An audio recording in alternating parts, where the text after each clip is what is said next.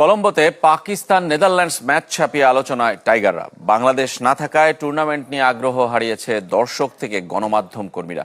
এমন পরিস্থিতিতে বিসিবির পাশে না দাঁড়ানোয় অন্য বোর্ডগুলোকে কাপুরুষিত আখ্যা দিয়েছে পাকিস্তানের সাংবাদিকরা। 22 গজে নয়, আজ যুদ্ধ চলছে ক্ষমতার টেবিলে। আইসিসি চুপ ভারতের চাপে।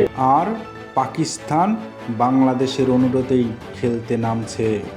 হ্যাঁ, বাংলাদেশ চাইছে বলেই ভারত পাকিস্তান ম্যাচ হচ্ছে। 2026-এর টি-20 বিশ্বকাপ বাংলাদেশ অংশগ্রহণ না করলেও বাংলাদেশকে ছোঁয়ার কারো সাহস নেই। না জরিমানা, না নিষেধাজ্ঞা, না শক্তির হুমকি। তাহলে এতদিন নাটক কেন? ভয় দেখিয়ে চুপ করার চেষ্টা কার? প্রশ্ন রেখে গেলাম। ক্রিকেট কারো একক সম্পত্তি না, আইসিসিরও না, শক্তিধর কোনো দেশেরও না। আজ বার্তা স্পষ্ট, বাংলাদেশ আর দর্শক না, বাংলাদেশ এখন পরিচালক। মাঠে ব্যাট বলে, বোর্ডরুমে প্রতিবাদী কণ্ঠ। লাল সবুজের বাংলাদেশ কারো সামনে আর মাথা নত করবে না। বিস্তারিত বিশ্লেষণ ভিডিওর পরবর্তী অংশে। ভিডিওটি ভালো লাগলে অবশ্যই লাইক, কমেন্ট, শেয়ার করবেন এবং সাবস্ক্রাইব করবেন। উদ্বোধনী ম্যাচে দর্শক টানতে বিনা টিকিটে খেলা দেখানোর ব্যবস্থা করেছে লঙ্কা। টি-20 বিশ্বকাপ শুরু। কলম্বোতে পাকিস্তান নেদারল্যান্ডস ম্যাচ ছাপিয়ে আলোচনায় বাংলাদেশকে টুর্নামেন্ট থেকে বাদ দেওয়ার আইসিসির সিদ্ধান্ত। টাইগারদের ছাড়া বিশ্বকাপই মনে হচ্ছে না গণমাধ্যম কর্মীদের। वर्ल्ड कप का मजा बिल्कुल खत्म हो चुका हुआ है। वर्ल्ड कप का वो जितनी एक्साइटमेंट थी ना, वो बहुत कम हो गई है। বাংলাদেশের পাশে পাকিস্তান ছাড়া কেউ ছিল না। অন্যান্য বোর্ডের ভূমিকাকে কাপুরুষোচিত মনে করেন পাকিস্তানের সাংবাদিক শাহিদ হাশমি। सिर्फ इसलिए कि इंडिया की ईगो मुतासिर होती है, इसलिए उन्होंने बांग्लादेश को निकाल दिया और किसी मेंबर बोर्ड ने, किसी कंट्री ने बांग्लादेश की सपोर्ट में आर्टिकल नहीं लिखा, which is very very unfortunate.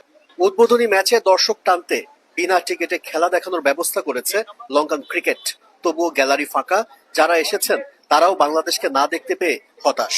बहुत अफसोस है, बांग्लादेश ये वर्ल्ड कप नहीं खेल रहा है, इसलिए हम लोग भी इंडिया से बाइकाट किया हुआ है 15 फरवरी। सिर्फ जिद की वजह से अब वर्ल्ड कप से बाहर करते हो, तो अगर बांग्लादेशी फैन को दुख हुआ है, हम उनके दुख में बराबर के शरीक। গেল বছর ছেলেকে সমর্থন দিতে সিলেটে এসেছিলেন টাচ ক্রিকেটার নোয়া ক্রসের বাবা মা। নিজেদের চোখে দেখেছেন বাংলাদেশের ক্রিকেটের উন্মাদনা। তারাও হতাশ রাজনীতির কাছে ক্রিকেটকে হেরে যেতে দেখে।